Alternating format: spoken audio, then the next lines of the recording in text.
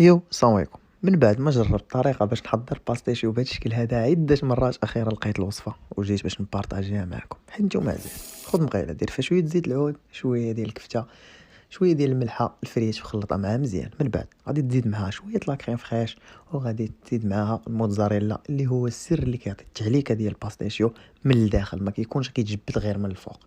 ما علينا، غادي تحرك مزيان حتى تذوب هذيك الموتزاريلا مزيان، وغادي ديرها في المقيله ديالنا، وغادي دير عليها موتزاريلا من الفوق مازال، وغادي تدخلها للفران حتى تحمر وتذوب ديك الموتزاريلا اللي من الفوق، وغادي تجبدها وغتكون حصلتي على احسن باستيشيو في العالم.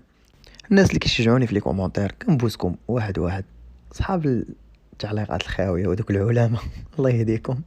ما تنساش دير شي جيم، ابوني، كومونتير. تهلا في راسك، كنبوسك بوكوس.